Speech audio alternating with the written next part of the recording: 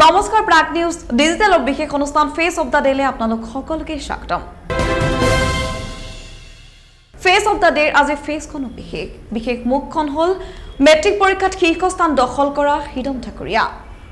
ফলাফলৰ বাবে পঢ়া নাছিল হিৰম ঠাকুৰীয়ে, পঢ়ি ভাল পাইছিল বাবে পঢ়িছিল হিৰম ঠাকুৰীয়ে। শীৰ্ষস্থানত ঢেকিয়াজুলি শংকৰদেৱ শিশু নিকেতনৰ হিৰম ঠাকুৰীয়া। 600ৰ ভিতৰত হিৰম ঠাকুৰীয়ে লাভ কৰিলে 596 নম্বৰ।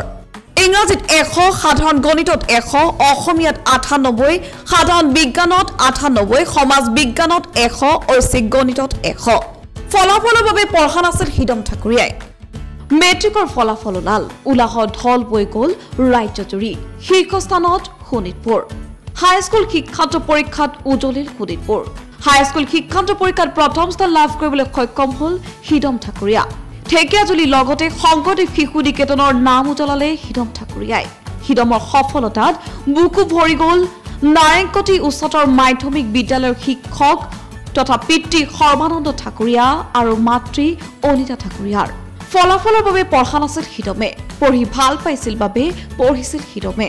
এনএলত ক্লাছ কৰি থকাৰ সময়তে খবৰ লাভ কৰিছিল হিৰম ঠাকুৰে। হঠাৎ ঘোষণা কৰা মেট্ৰিক পৰীক্ষাৰ ফলাফলত সুখী হৈ পৰিছিল হিৰম।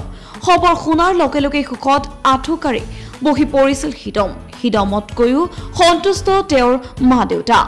মাজ নিশালৈ তেওঁ পঢ়িছিল, লগতে মাক দেউতাকো জাগি আছিল তেওঁৰ লগত। হিৰমৰ হবি পঢ়া। পঢ়ি যিহেতু ভাল পাইছিল দিনটো তেওঁ পঢ়ি থাকিব পাৰিছিল। পঢ়াটো যেন তেওঁৰ কাম। মাজে মাজে শুনিছিল গানো। পঢ়াৰ মাজে মাজে লৈছিল তেওঁ ব্ৰেক মানে নাছিল মোবাইল টিপা। ব্ৰেকত তেওঁ শুনিছিল বিভিন্ন ধৰণৰ গান। হাইস্কুল শিক্ষান্ত পৰীক্ষাত হিৰমে শীৰ্ষস্থান লাভ কৰাৰ লগে লগে স্থানীয় বিধায়ক তথা অশোক সিংঘালে বিদ্যালয়খনলৈ ঘোষণা কৰিলে 20 লাখ টকাৰ সাহায্য।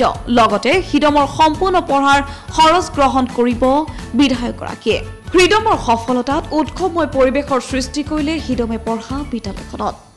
তাৰপিছত মই ভাবিছোঁ যিহেতু এইটোৱে মোৰ কাম, পঢ়াটোৱে মোৰ দায়িত্ব, গতিকে মই এইটো আগুৱাই নিবই লাগিব, পৰীক্ষা দিবই লাগিব। আৰু সেইকাৰণে মই পঢ়ি গৈছিলোঁ। আৰু মোৰ কাৰণে সেইখিনি মই ভালো আছিল যে মই যিখিনি যদি নাজানিছিলোঁ সেইখিনি সেই 10 দিনৰ ভিতৰত বহুত 2-এটা কথা নতুনকৈও জানিবলৈ সক্ষম হৈছিলোঁ। গতিকে সেইকাৰণে মোৰ কাৰণে সেই সময়খিনি খুব বেয়া বুলি ক'ব নোৱাৰি। এতিয়া ভাষা যে আমাৰ শিক্ষাৰ ক্ষেত্ৰত কোনো অন্তৰায় হ'ব পাৰে সেইটো মই নাভাবোঁ।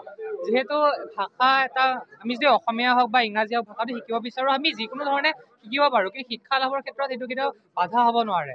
আমি যদি অসমীয়া মাধ্যমতো ভালদৰে শিক্ষা অৰ্জন কৰিব বিচাৰোঁ সেইটো সম্পূৰ্ণ নিজাববীয়া কথা, আৰু ইংৰাজী মাধ্যমতো সেয়া সম্পূৰ্ণ নিজাববীয়া কথা। গতিকে ই এক অন্তৰায় হিচাপে মই নাভাবোঁ। মই এনেকুৱা কোনো ধৰাবন্ধা সময় নাছিল যে এইখিনি সময় পঢ়ি মোৰ পঢ়ি পেলাই ভাল লাগিছিল কাৰণে মই যেতিয়া মন যায় তেতিয়া পঢ়িছিলোঁ। বাহিৰা কিতাপো পঢ়িছিলোঁ। তাৰপিছত যিহেতু মোৰ লগতে শ্বহীদনগৰ ঢেকিয়াজুলি সকলো নাগৰিকে আজি গৌৰৱান্বিত, গতিকে তেওঁলোকৰ কাৰণে মই যথেষ্ট সুখী। তেওঁলোক সুখী কাৰণে মই যথেষ্ট সুখী। মোৰ এই সাফল্যৰ আৰু সফলতা বুলিতো ক'ব নোৱাৰিয়ে, এইটো সফলতাৰ দিশৰ এটা খোজ। তথাপিও মোৰ মা দেউতা, মোৰ সম্পৰ্কীয়বোৰ, তাৰপিছত মোৰ নিকেতনৰ শিক্ষক শিক্ষয়িত্ৰীসকল, টিউচনৰ শিক্ষক শিক্ষয়িত্ৰীসকল, যিসকলে মোৰ পিছফালে দিনে ৰাতি কষ্ট কৰিছে, মই যিমান কষ্ট কৰিছোঁ হয়তো তেওঁলোকে মোৰ সমানে কষ্ট কৰিছে। গতিকে এই সকলোকে মই ধন্যবাদ জ্ঞাপন কৰিব বিচাৰিম।